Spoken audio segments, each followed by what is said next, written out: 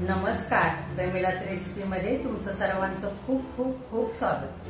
आज आपल्याला विदर्भ स्पेशल सांबर वडी किंवा कोथिंबीर वडी तयार करायची। तर ही सांबर वडी बऱ्याच प्रकाराने केली जाते, त्यातलाच एक प्रकार आज आपण करणार आहोत। तर ही सांबर वडी खायला खूप छान लागते, मस्त अशी कुरकुरीत आणि आंबट गोड तिखट चवीची तयार होते आणि ही वडी महिनाभर टिकते। तर तुम्ही ही प्रवासाला सुद्धा नेऊ शकता किंवा नाश्त्यासाठी सुद्धा बनवू शकता।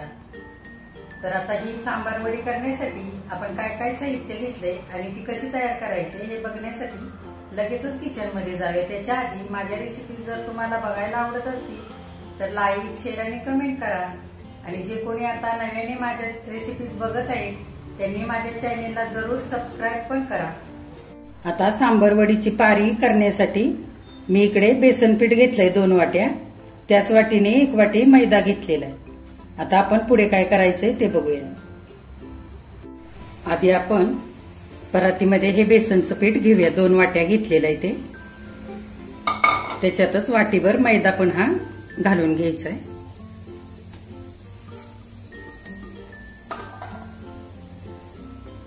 आता आपल्याला 1 चमचाभर कच्चंच तेल टाकून घ्यायचंय आणि हाताने चांगलं मिक्स करून घ्यायचं। थोडंसं मीठ घालूया चवीनुसार।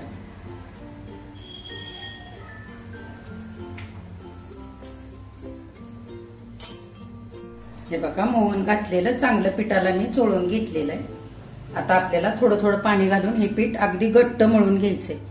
एकदाच पाणी जास्त घालायचं नाही, लागेल असं घालायचं।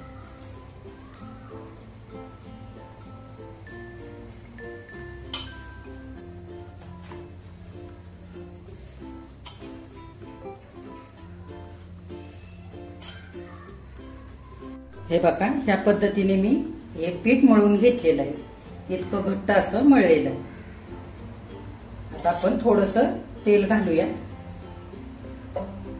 आणि चांगलं एकदा मळून घेऊया। हे पीठ घट्टच मळायचं म्हणजे आपली कोथिंबीर वडी छान कुरकुरीत तयार होईल।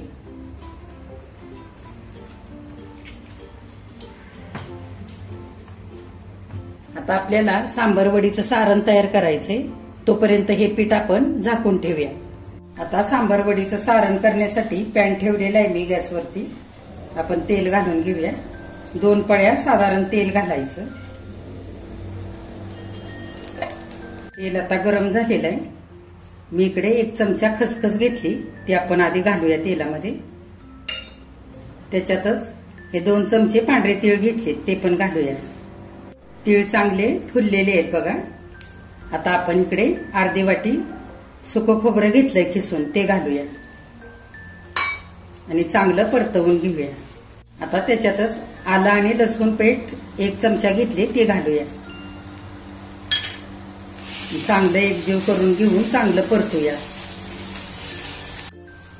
आता खोबरं चांगलं परतलेलं आहे, हे मी 1 चमचा बेसन पीठ भाजून घेतलेलं आहे, ते त्याच्यावरती घालूया आणि सगळं मिश्रण आता एकजीव करून घेऊया। सगळं मिश्रण छान परतलेलं आहे। आपण त्याच्यावरती हे घरचं लाल तिखट अर्धा चमचा आणि 1 चमचा बेडगी मिरची पावडर घेतली, ती घालूया। त्याच्यातच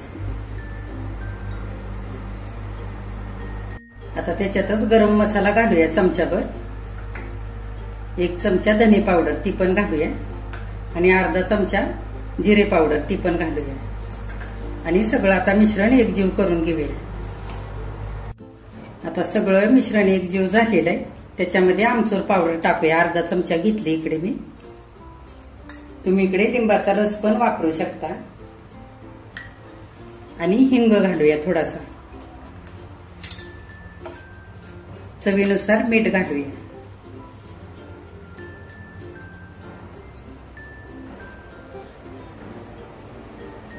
आणि सगळं आता एकजीव करून घेऊया।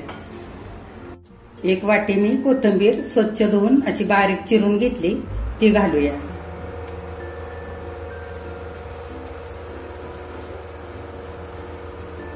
कोथिंबीर आणि मसाला एकजीव करून घ्यायचा आहे। आता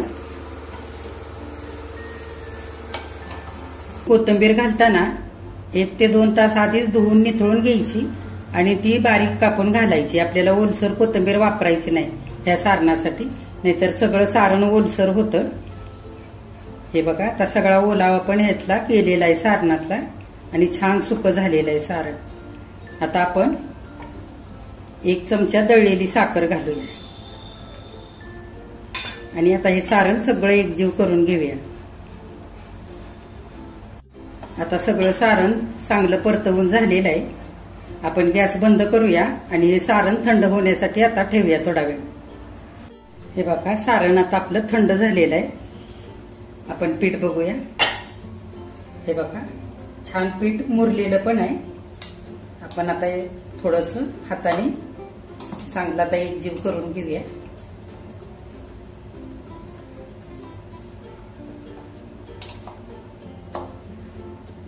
आता आपण पिठाचे बारीक बारीक गोळे करून घेऊया.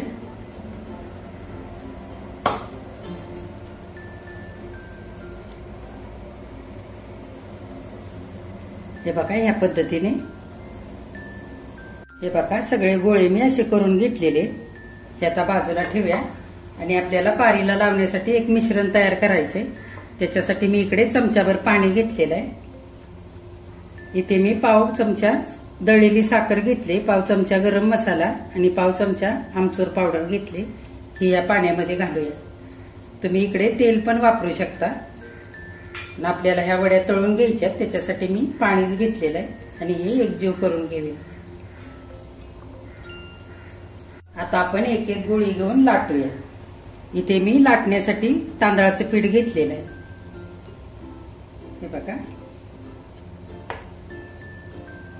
जमेल तितकं पातळ लाटून घ्यायचंय आपल्याला.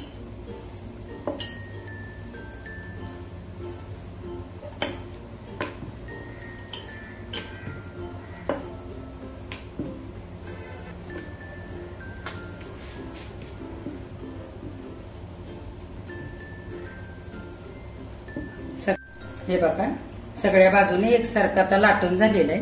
ह्या पद्धतीने मी लाटून घेतलंय. खूप पण पातळ नाही आणि खूप पण जाड नाही. आता आपण हे केलेलं मिश्रण थोडं थोडं घेऊन लावूया.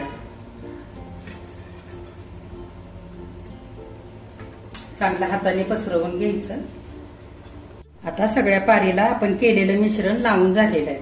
आता आपण सारण घालूया. चांगलं असं पसरवून घालायचं, एकसारखं घालायचं सगळीकडे. सारण सगळं पसरवून झालेलं आहे. हे बघा, साईडनी थोडी थोडी जागा ठेवलेली. आता हे पूर्ण साईड पर्यंत भरून घेतलं तर मग गुंडाळी करताना बाहेर येतं सारण, त्याच्यासाठी अशी जागा ठेवलेली. आता आपण गुंडाळून घेऊया. अगदी घट्ट गुंडाळी करायची, पोकळ अजिबात ठेवायचं नाही.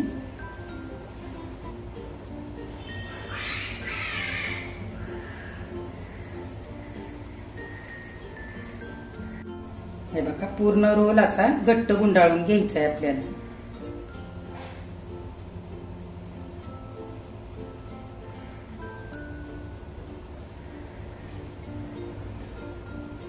थोडं साईडने असं दाबून घ्यायचं म्हणजे सारण बाहेर येणार नाही.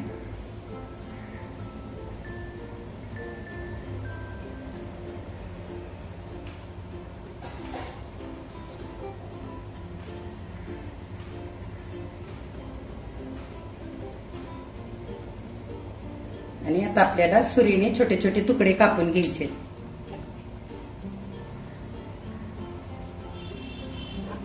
पद्धतीने आणि हलक्या हाताने साईडने दाबून घ्यायचं.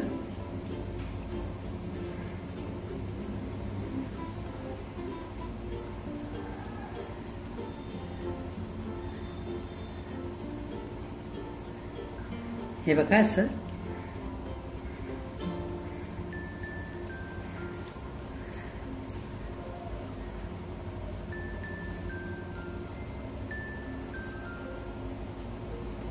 म्हणजे सारण बाहेर येत नाही.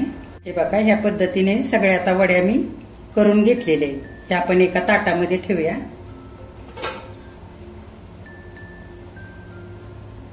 हे बघा, आणि उरलेले आता सगळ्या अशाच करून घेऊया. बघा, सगळ्या सांबार वड्या आता करून कापून तयार झालेले आहेत. तुमच्या आवडीप्रमाणे तुम्ही कापून घेऊ शकता. हे बघा, आता आपण तळून घेऊया. हे बघा, आता सांबार वडी तळून घेण्यासाठी इकडे मी कढईमध्ये तेल ठेवलेलं आहे गरम होण्यासाठी. गरम झालेलं आहे तेल. गॅस मध्यम करूया आणि वड्या तळून घेऊया. एक एक घालूया आपण.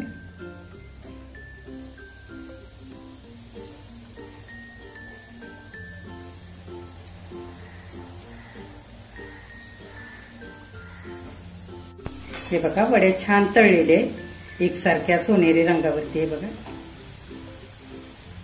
आता आपण काढून घेऊया.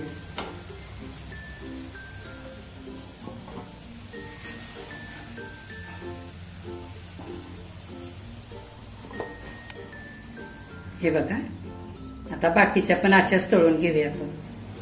हे बघा, आता सगळ्या सांबर वड्या तळून तयार झालेल्या आहेत. आता ह्याचे रोल करताना आपण छान असे फिट्ट करून घेतले, त्याच्यामुळे ना अजिबात तेलामध्ये सारण निघलेलं नाही. हे बघा किती छान झालेत. मी एक तुम्हाला तोडून दाखवते.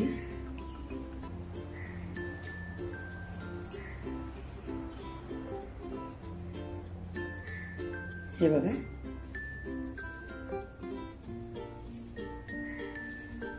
आता आपण ह्या सांबार वड्या सगळ्या डिश मध्ये काढून घेऊया. हे बघा, सांबार वडे आता खाण्यासाठी तयार झालेले आहेत. किती मस्त झालेत बघा. हे बघा, छान कुरकुरीत झालेत. तर तुम्ही जेव्हा ह्या सांबार वड्या कराल, ज्या वाटीने बेसन पीठ 2 वाट्या घ्याल, त्याच वाटीने 1 वाटी मैदा घ्यायचा. म्हणजे वडीचं आवरण छान कुरकुरीत तयार होतं. तर ह्या वड्या छान महिनाभर टिकतात. तुम्ही प्रवासासाठी सुद्धा नेऊ शकता किंवा मधल्या वेळेत खाण्यासाठी मुलांच्या डब्याला पण ह्या वड्या तुम्ही देऊ शकता. आणि माझ्या चॅनेलला लाईक, शेअर आणि सबस्क्राईब सुद्धा जरूर करा.